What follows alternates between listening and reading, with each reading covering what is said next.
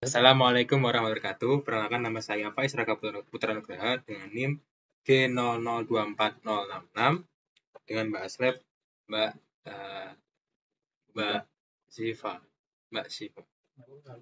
Oke, kita sebelumnya saya ingin menjelaskan tentang core ya. Apa sih fungsi dari core itu? Jadi fungsi dari core itu berfungsi buat memompa darah ke seluruh tubuh. Jadi agar darah ini bisa memvaskulasi semua organ tubuh yang ada gitu.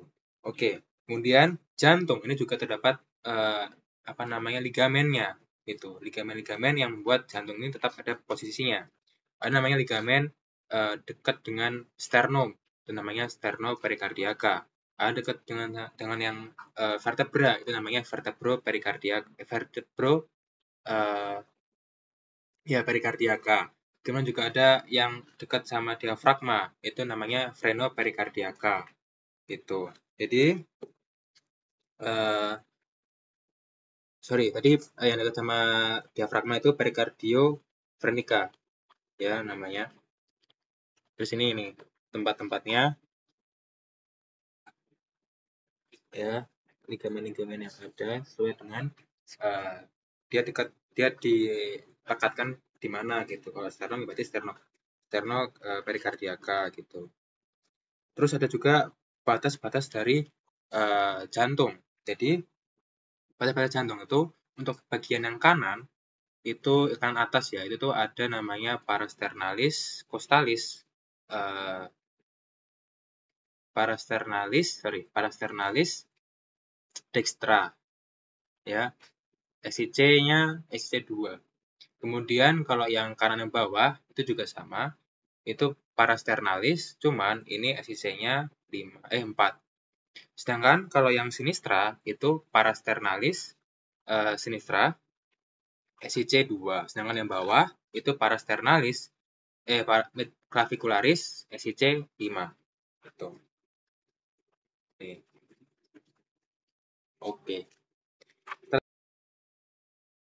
Oke, kita bahas ke namanya perikardium. Nah, perikardium adalah sebuah lapisan pembungkus jantung. Ya, jadi perikardium ini memiliki dua lapisan, yaitu fibrosa sama serosa.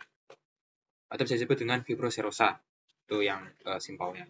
Nah, lapisan fibrosa adalah lapisan paling luar jantung, di mana ini banyak jaringan fibrosa ya, dan itu sangat kasar.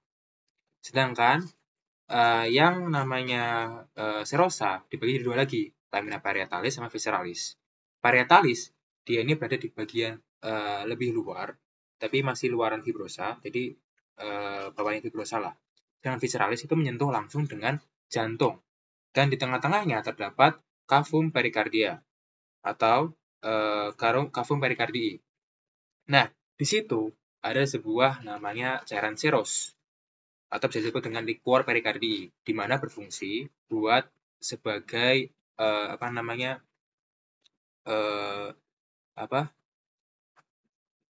pelindung lah, buat si jantung tidak bersentuhan langsung dengan fibrosa, tidak terjadi kelecetan gitu. Itu fungsinya seperti itu nantinya. Kemudian juga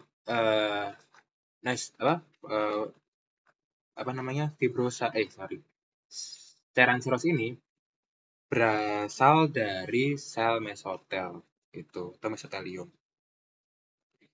Oke, kita lanjut. Tadi ya saya lihat dulu untuk perikardium contohnya seperti apa gambarnya ya. Bentar.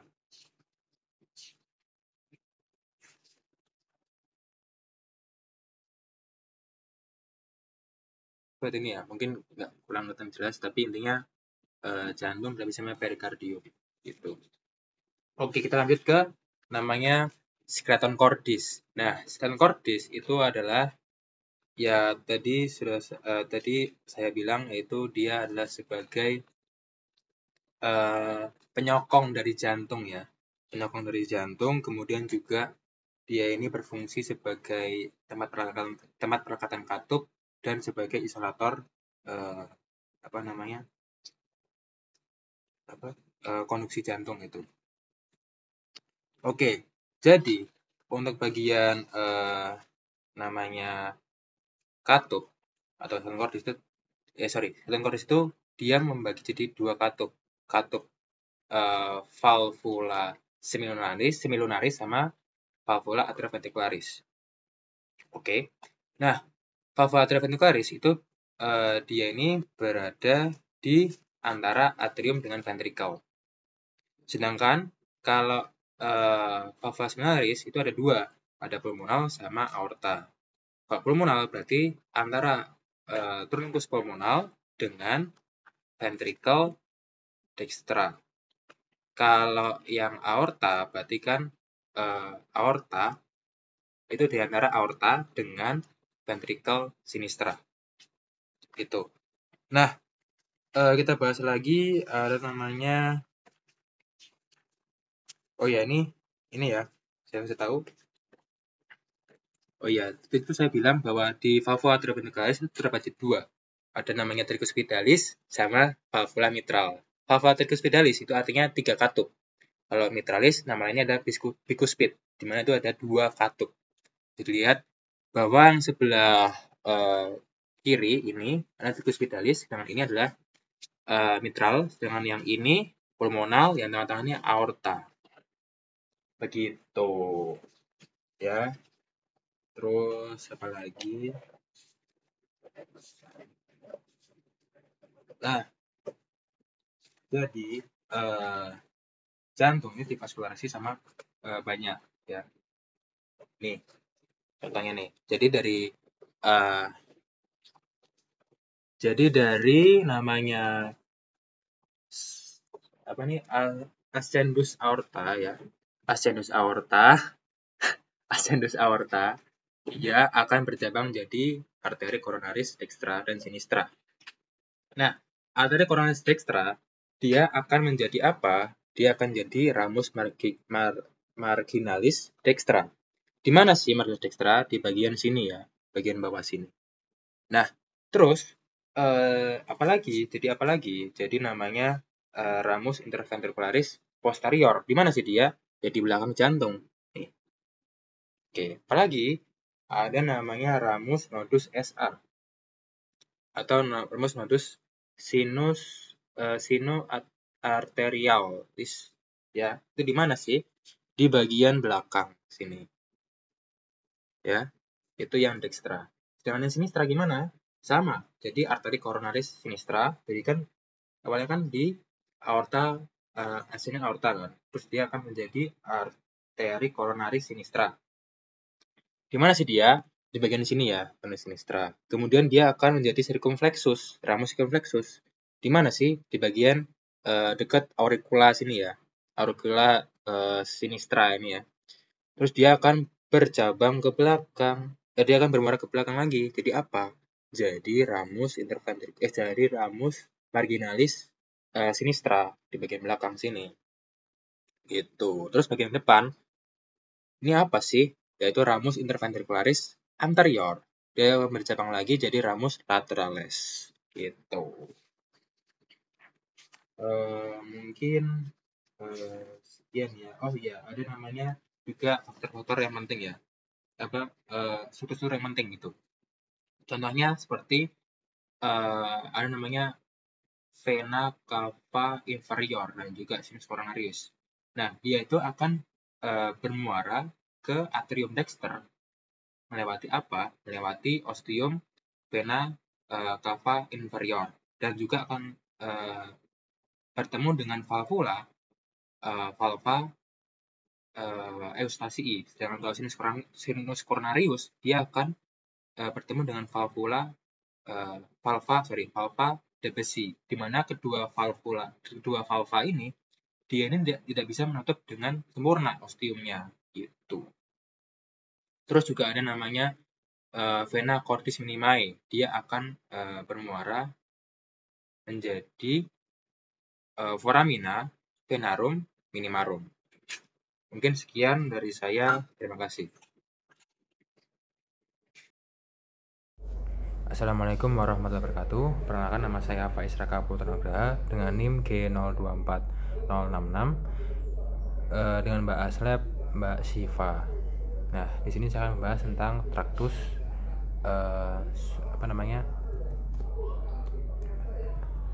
traktus respiratorius superior ya.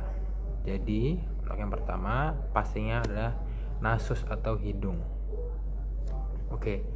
Jadi di nasus ini terdapat os apa aja? Pertama ada os nasal ya. Os nasal, os maksila sama os frontal.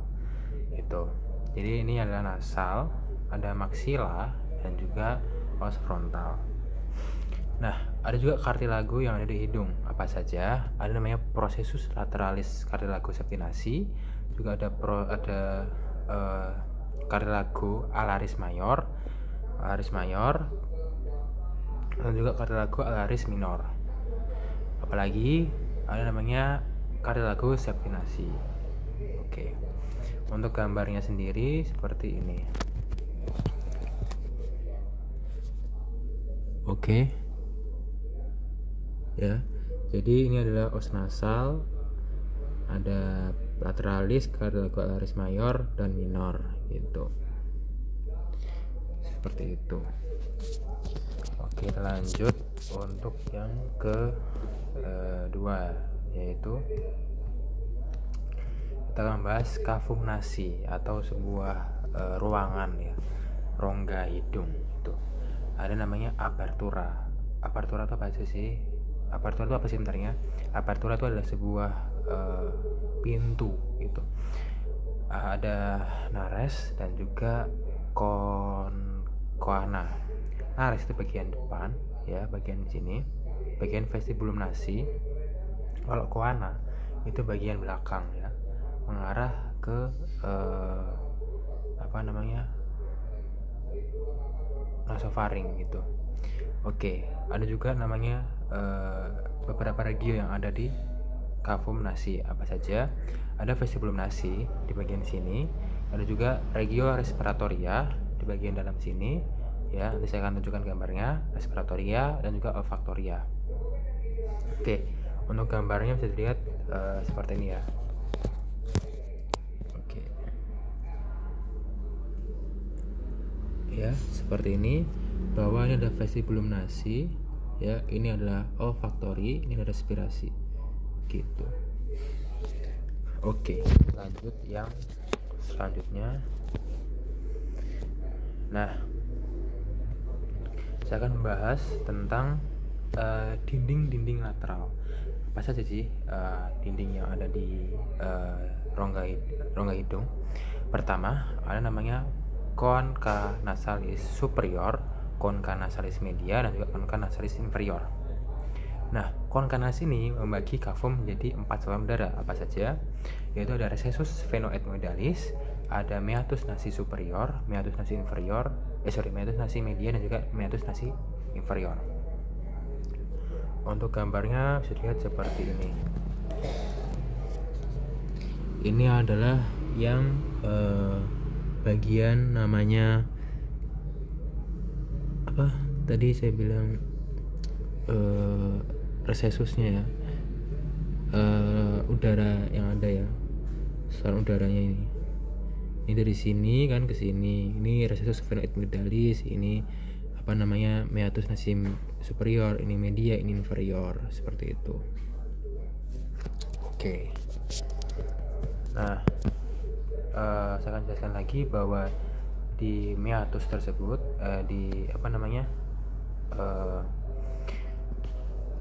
muara sinus tersebut itu ada apa aja. Jadi gini, saya akan jelaskan. Recessus phenoethmoidalis itu terdapat muara dari sinus phenoidalis. Sedangkan kalau meatus nasi superior itu terdapat muara dari serula ethmoidalis, kemudian ethmoidalis posterior. Kalau meatus nasi media itu ada banyak. Ada apa aja? Ada bula ethmoidalis yang berbentuk kubah, dan juga ada muara serula ethmoidalis media, hiatus milunaris ya. Juga ada infundibulum ethmoidal, di mana itu muara dari sinus frontalis dan juga serula ethmoidalis anterior. Sama ada processus uncinatus yang dia ini berada di batas bawah hiatus milunaris. Oke, tadi saya kan bilang belum bilang ya, jadi untuk muara dari hiatus semilunaris dia ini muaranya dari sinus maxillaris. Kalau hiatus nasus inferior itu terdapat muara dari ductus nasolacrimalis. Gambarnya seperti ini.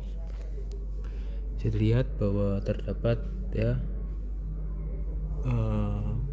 beberapa muara-muara yang terdapat di saluran udara tersebut. Oke, lanjut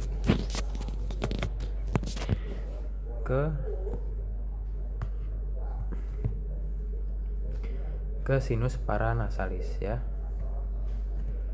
Oke, jadi sinus paranasalis itu ada berapa aja sih? Ada namanya sinus maxillaris ya, ada sinus frontalis, ada sinus ethmoidalis, ada sinus venoidalis. Nah, untuk gambarnya seperti ini. Ada beberapa sinus yang terdapat di traktus superior ya. Seperti itu. Oke. Kemudian, nah saya juga akan memberitahu bahwa jika kita terkena epistaxis atau mimisan, itu terdapat di mana sih? Terdapat di daerah vestibulum nasi. Kenapa? Karena ada namanya plexus Kieselbach, di mana itu sangat tipis gitu. Jadi kalau kita terlalu keras untuk mengorek dari rongga hidung kita bagian vestibulum nasi, otomatis Kieselbach akan runtuh gitu. Terus jika terjadi pendarahan di bagian belakang, itu namanya di dekat di plexus Woodruff, itu mengakibatkan kejadian yang berbahaya, karena kan aliran darah akan masuk ke dalam kan, itu membuat lebih berbahaya daripada Kieselbach yang depan ya gitu. Itu gambarnya seperti ini.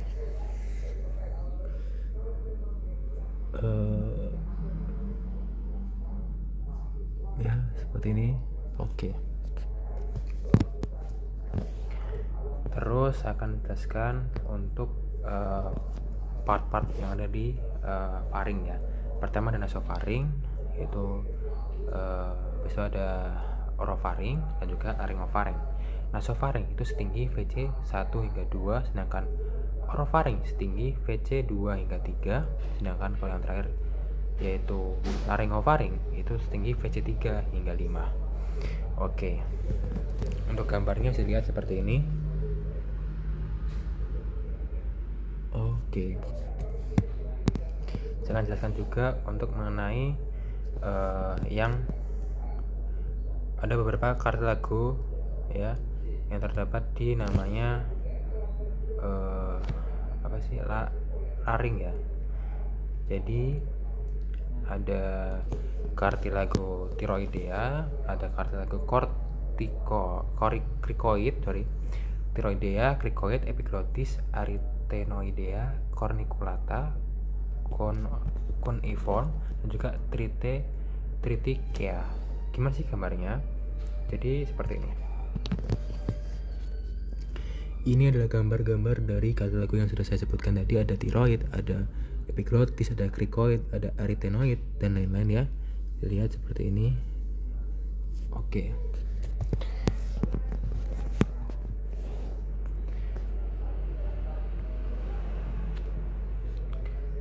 Kemudian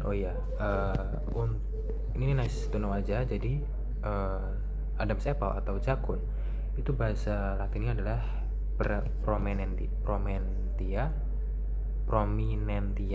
faringia gitu. Nah, di sini juga terdapat beberapa macam plika ya, 2 plika. Ada plika vestibularis sama plika vocalis. Plika vestibularis itu plika yang fake atau yang bohongan gitu. Kalau plika vocalis ada yang plika yang true gitu, atau suara asli ya. Terus kita akan jelaskan lagi mengenai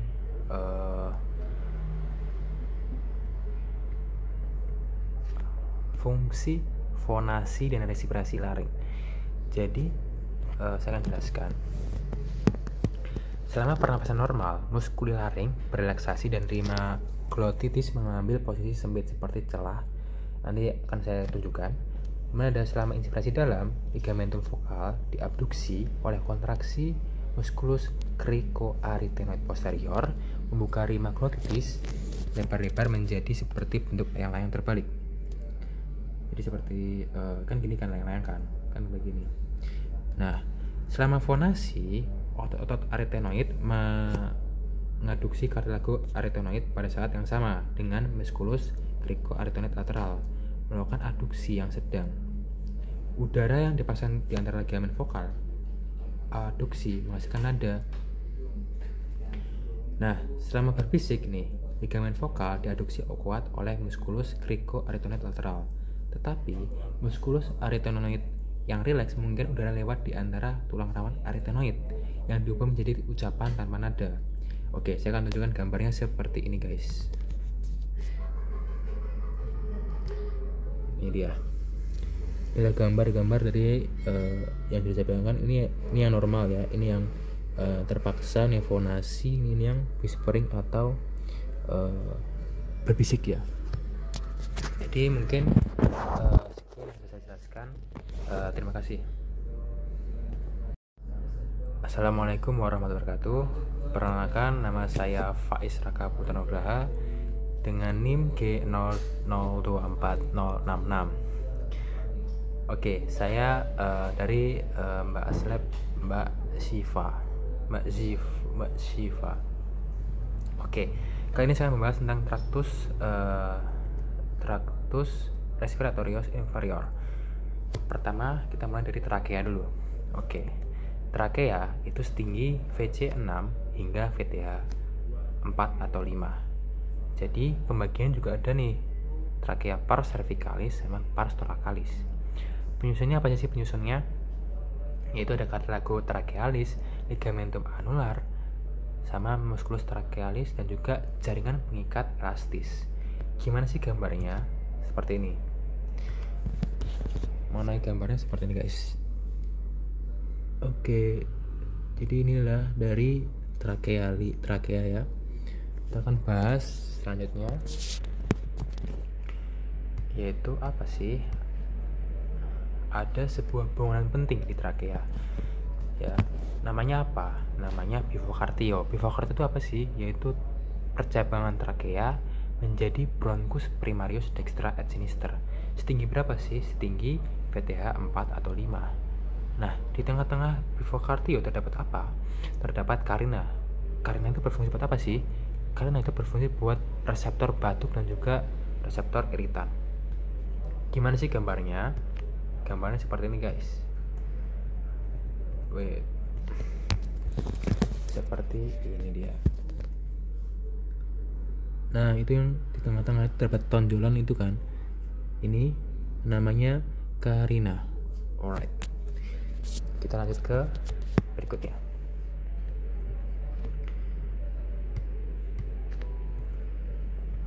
Yaitu bronchus. Nah, bronchus itu jadi pernapasan itu dibagi jadi dua zona. Ada zona konduksi sama zona respiratorius. Zona konduksi itu dari bronchus primarius, kemudian bronchus secundus, bronchus tertius, hingga bronchiolus terminalis. Itulah zona konduksi, di mana zona tersebut itu tempat untuk menghantarkan udara, kemudian juga menghangatkan udara, melembabkan udara, dan lain-lain.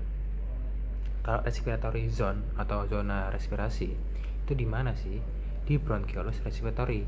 Kenapa? Karena di sini terdapat alveolus yang banyak. Di mana alveolus itu tempat pertukaran udara dan oksigen gitu. Nah, di bronchiolus respiratory ada apa aja sih selain itu? Ada namanya saccus ya, ductus alveolaris sama alveoli gitu. Terus untuk yang ada cartilagonya itu ada ketiga bronchus tadi ya, sudah saya sebutkan. Ada bronchus primarius, bronchus secundus sama bronchus tertius. Itu adalah yang terdapat cartilago. Nah, bronchus primarius itu dimulai dari mana sih? Dimulai dari pivocardio trachea, sudah saya bilang tadi ya, hingga ke hilum pulmonalis. Dan gimana sih perbedaannya keduanya gimana sih? Jadi ke Primarius Dexter itu tuh dia lebih pendek daripada yang Sinister. Kalau Sinister tuh panjangnya 5-7 cm, sangat panjang kan. Kalau lebarnya itu lebih lebar si Dexter dan diameternya lebih besar. Kalau sebelah Sinistra itu dia kebalikannya. Berarti apa? Berarti lebih sempit dan diameternya lebih kecil. Untuk posisinya lebih tegak pada bagian yang Dextra. Itu dia hingga 25 derajat ya. Linea mediana. Kalau yang Sinistra itu tuh dia sekitar 45 derajat di linea mediana gitu. Kemudian kita lanjut ke Bronchus secundus. Nah, ini Dexter sama Sinister. Bronchus secundus Dexter sama Bronchus secundus Sinister. Itu juga beda. Kalau yang Dexter itu 3 lobus ada tiga sesuai dengan lobus yang ada di Dextra. Kalau Sinistra ada 2 sesuai dengan lobus yang ada di Sinistra. Antak skeletopisnya itu masuk hilum pulmonis tinggi VT5 ya. Itu yang Dexter. Kalau yang Sinistra setinggi VT6. Terus untuk penamaannya itu ada Bronchus secundus arterialis sama Bronchus hip arterialis. Kalau satunya yang Sinistra itu sama, keduanya merupakan Bronchus secundus hip arterialis. Gitu. Kita lanjut. Namanya Bronchus tertius ya, atau Bronchus yang terakhir. Jadi untuk jumlah Bronchus tertius itu bagian Dexter terdapat 10 bronki, sedangkan kalau yang Sinister itu 8 atau 9 bronki. Lalu kita bahas untuk pulmo, paru-paru. Nah, pulmo atau paru-paru itu memiliki basis dan apex, sama kayak jantung, tapi kebalik. Kalau pulmo basisnya itu di bawah, kalau apexnya di atas. Kalau jantung kan di bawah kan, di ventricle kiri kan. Kalau ini tuh di atas apexnya. Nah, apexnya itu setinggi berapa sih? Setinggi kosta 1 itu. Kalau basisnya itu di atas diafragma. Nah, ada juga fasies yang ada fasies costalis sama fasies mediastinalis. Kalau fasies costalis ya berarti dia madep ke costa, kalau mediastinalis dia madep ke mediastinum. Simpelnya seperti itu. Ada juga ada 3 margo, ada margo inferior sama anterior sama posterior. Itu gambarnya seperti ini. Nah, nice to know aja sih sebenarnya. Ini kenapa di Sinistra terdapat sebuah rongga ini. Ini dinamakan impresso cardiaca, di mana ventricle kiri itu dia menghadap ke namanya pulmo sinistra. Jadi makanya ada sebuah rongga seperti itu. Oke, kita bahas lagi untuk yang perbedaannya ya. Jadi pulmo Dexter itu ada 3 lobus kan tadi kan. Ada lobus superius, medius, inferius. Terus juga 10 bronki, dan juga terdapat fissura oblique pulmonalis dextra sama fissura horizontalis pulmo dextra. Oke. Kalau Sinister itu 2 lobus, itu SC 2 sama SC 6 aja. Terus tadi kan sudah saya bilang bahwa bronkinya itu 8 sampai 9, dan ini pulmo Sinister itu terdapat fissura oblique pulmonalis sinistra dan juga lingula pulmonalis. Terus untuk ada namanya sebuah pelindung dari paru-paru namanya pleura. Pleura itu terdapat 3 lapisan, yaitu 2 lapisan parietalis sama visceralis, dan di tengah-tengah antara kedua lapisan itu terdapat cavum pleura, di mana cavum pleura ini terdapat cairan serosa yang berasal dari sel mesotel. Berfungsi buat apa sih? Berfungsi buat sebagai agar si paru-paru itu tidak tergores sama organ lain gitu. Intinya seperti itu. Makanya ada si cairan seros di cavum pleura. Oke, kita akan liatin gambarnya ya. Saya akan liatin gambarnya agar lebih tahu. Oke, kita analogikan paru-paru adalah tangan dari manusia ini. Tangan pleura adalah ini. Oke, kan sudah saya bilang pleura itu kan dibagi jadi 2, Parietalis sama visceralis. Parietalis adalah bagian yang luar. Visceralis dia bagian yang menyentuh sama organnya atau pulmonya, paru-parunya. Dan ini adalah cavum pleura, di mana terdapat apa? Cairan serosa, ya. Itu. Jadi itulah mungkin dari traktus respiratory inferior yang sudah saya jelaskan. Terima kasih.